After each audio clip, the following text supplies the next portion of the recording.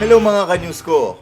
Milan Fashion Week top influencers, Pia Wurtzbach sa top 6, Heart Evangelista sa top 14, namamayagpag ang dalawang Filipino fashionistas sa Milan, Italy. Matapos lumabas ang top 30 influencers sa Milan Fashion Week kamakailan. Nasa ika-6 na pwesto ang Miss Universe 2015 na si Pia Wurtzbach, habang ang aktres na modelo namang si Heart Evangelista ay rank number 14. Ang metrics o sukatan para sa ranking ay ginawa ng Lefty.io na nagmamarka at nagbibigay ng analytics sa mga influencers. Ang handle ni Pia na @PiaWurtzbach na nagre-represent sa Pilipinas at Germany ay mayroong 25 posts at umabot ng $2.9 million ang kanyang EMV o Earned Media Value. Sinundan ni Pia sa top 5 ang Hollywood actress na si Anne Hathaway na may 3 posts at $3 million EMV.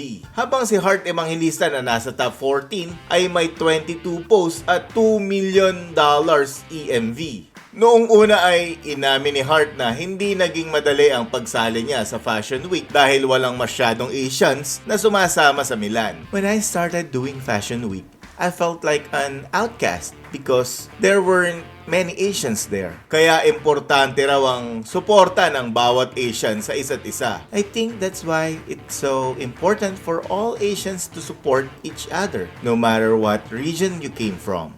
Sa ngayon ay patuloy na ang pagdami ng mga kilalang personalidad sa South Asia at Southeast Asia sa mundo ng fashion. Pero teka, may namumuo nga ba na tensyon o kompetisyon sa pagitan ni na Pia at Heart? May kinalaman ba ang paglipat ng glam team ni Heart sa poder ni Pia? Noong nakaraang linggo lang ay umapela ang Miss Universe 2015 sa kanya mga followers na tigilan na ang pakikipag-away para lang depensahan siya. Hindi raw tama na paglabanin ang mga kababaihan sa isa't isa.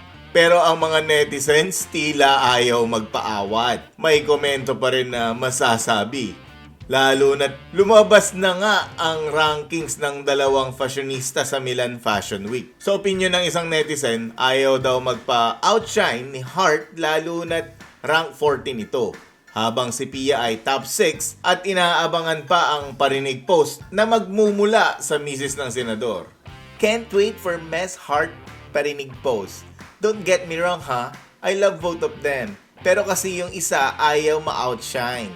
Palaging nega sa mga post. May isa pang sutil na netizen na nagsasabing, ouch, someone's ego must be hurting right now.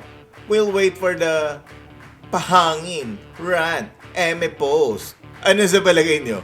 Gaano kaya katotoo na may nagbabadyang pagpaparinig na maaabangan ng mga marites sa social media? O baka naman maging masaya na lang ang lahat dahil the more, the merrier sa pagrampa ng mga Pinay fashionistas sa ibang bansa. Mga ka-news ko, ano pa ang mga gusto nyong pag-usapan?